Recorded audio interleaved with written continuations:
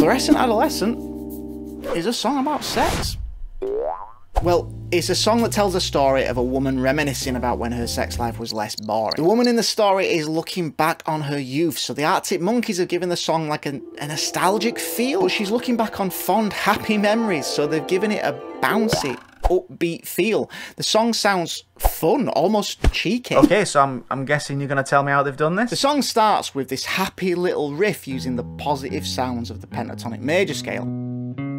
They've got one guitar on the left, one guitar on the right, and they syncopate and they play off each other, and they almost sound like they're bouncing and ping-ponging from side to side, which gives it this playful and fun kind of sound. Yeah, it does sound fun, but you said it also sounds nostalgic. I think there's probably two main things that are providing the nostalgic sound to this tune. Now, I don't know what gear Jamie Cook is using, but it sounds like he's using some form of a tremolo effect and maybe some form of a rotor speaker effect, and it's giving his guitar this sound of a bygone era, and this takes you back in time and provides you with that nostalgic tone. So it's about the guitar effects and the gear.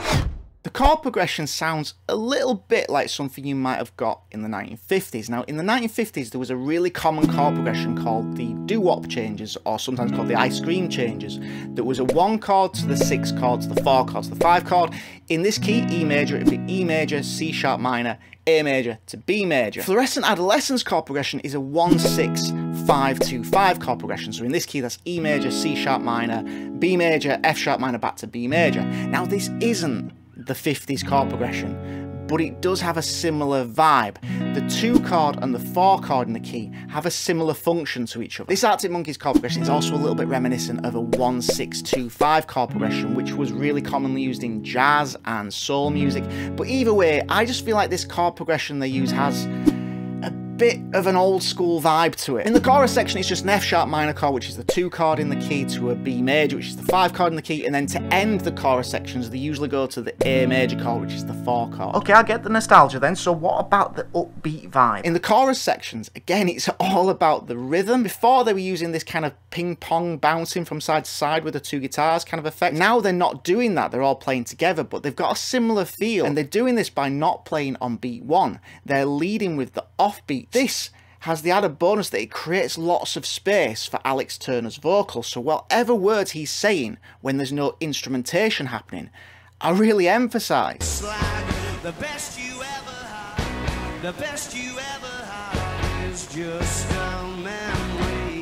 Something that we can always appreciate in the Arctic Monkeys is the solidness of the groove. Nick O'Malley on the bass and Matt Helders on the drums are the ones keeping everything together, but I think they're also the ones providing a lot of the intricacies and a lot of the subtleties that keep the music interesting. Okay, yeah, that's cool. I mean, this is all really interesting, but to be honest, I only really listen to the lyrics. It's well known that Alex Turner is one of the most well-respected lyricists of his generation, and this song was written by him and his ex-girlfriend Joanna Bennett whilst they were on holiday, and it's full of clever wordplay and metaphors about sex. For example, the line implies that her sex life is lacking in spice. Yeah, they are good lyrics. As songwriters, it sometimes feels that we must write music that is emotionally driven, and often by sad things and bad times. I mean, we all know those songwriters that only seem to write about heartbreak and even say that they can't write a song at all unless something bad happens to them. But this doesn't seem to be the case for Alex Turner. He can make songs that are quite fun and really make you feel something. I mean, I really hate to break it to you guys, Alex Turner is not a middle-aged woman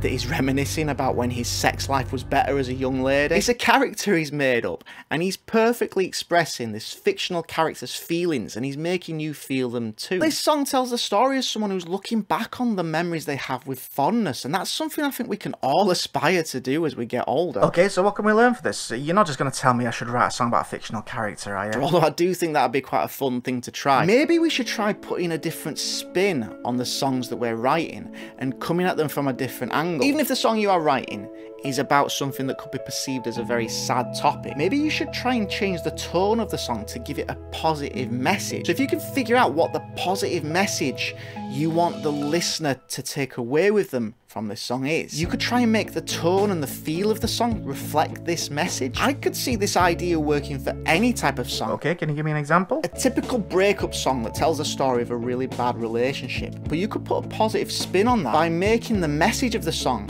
about how much better life is now that relationship is over. A positive message about a topic that people can relate to, can make people really connect with your song and make it really resonate with them. I could not have put that better myself. It's a good song, it's clever, it's fun, it's even a bit cheeky. Now I make these videos every week about the songs that you like to see what we can learn from them, so please consider hitting the subscribe button, liking the video, and if you're into songwriting, this guy has some of the best songwriting advice I've ever come across.